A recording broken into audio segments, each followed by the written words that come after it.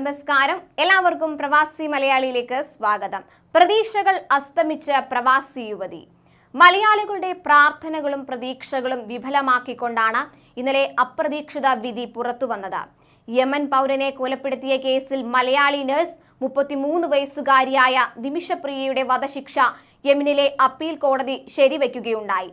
യമനിലെ സുപ്രീം കോടതിയുടെ പരിഗണനയ്ക്ക് കേസ് സമർപ്പിക്കാമെങ്കിലും അപ്പീൽ കോടതിയുടെ തീർപ്പ് സുപ്രീം കോടതി പുനഃപരിശോധിക്കില്ല എന്നാണ് അറിയിച്ചിരിക്കുന്നത്. അതായത് ഈ വിധിയിലേക്ക് എത്തിയ നടപടിക്രമങ്ങൾ ശരിയാണോ എന്ന് പരിശോധിക്കുകയാണ് സുപ്രീം കോടതി ചെയ്യുക. 2017 ജൂലൈ 25-നാണ് കേസിനാസ്പദമായ സംഭവം നടക്കുന്നത്.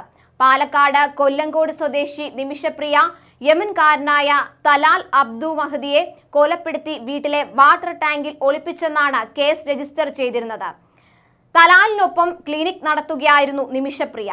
സ്വന്തമായി ക്ലിനിക് തുടങ്ങാൻ സഹായ വാഗ്ദാനവുമായി വന്ന യമൻ പൗരൻ തലാൽ അബ്ദു മഹദി പാസ്പോർട്ട് പിടിച്ചെടുത്ത് നടത്തിയ ക്രൂര പീഡനമാണ് കൊലപാതകത്തിലേക്ക് നയിച്ചത് എന്നാണ് നിമിഷപ്രിയയുടെ വാദം. പാസ്പോർട്ട് പിടിച്ചുവെച്ച് നാട്ടിൽ വിടാതെ പീഡിപ്പിക്കുകയും ഭീഷണിപ്പെടുത്തുകയും ചെയ്തിരുന്നതായി ഇവർ ആരോപിച്ചിരുന്നു.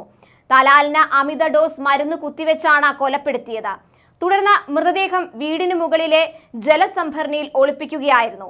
നിമിഷപ്രിയ തലാലിന്റെ ഭാര്യയാണെന്നതിന് യമനിൽ രേഖകളുമുണ്ട്. എന്നാൽ ക്ലിനിക്കിന് വേണ്ടിയുള്ള ലൈസൻസ് എടുക്കുന്നതിനുണ്ടാക്കിയ താൽക്കാലിക രേഖ മാത്രമാണിതെന്നാണ് നിമിഷയുടെ വാദം.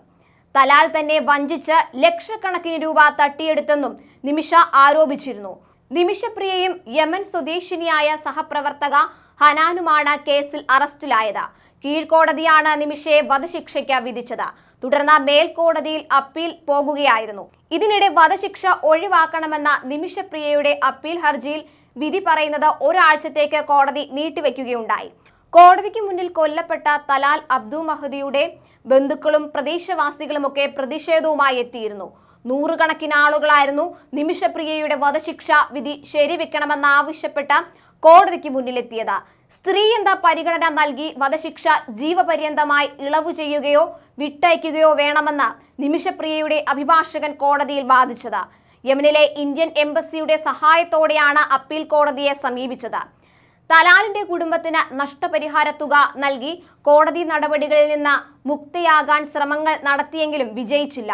നിമിഷപ്രിയയുടെ വധശിക്ഷ ഒഴിവാക്കാനുള്ള നിയമ പോരാട്ടങ്ങൾക്കാണ് അപ്പീൽ കോടതി വിധിയോടെ അവസാനമാകുന്നത്. തലാലിന്റെ കുടുംബത്തിന് നഷ്ടപരിഹാര തുക നൽകാനുള്ള ശ്രമം വിജയിച്ചാൽ മാത്രമേ ഇനി നിമിഷപ്രിയയ്ക്ക് മോചനം സാധ്യമാകൂ എന്നാണ് നിയമവിദഗ്ധർ പറയുന്നത്. കൂടുതൽ പ്രവാസി വാർത്തകൾക്കായി ചാനൽ സബ്സ്ക്രൈബ് ചെയ്യുക.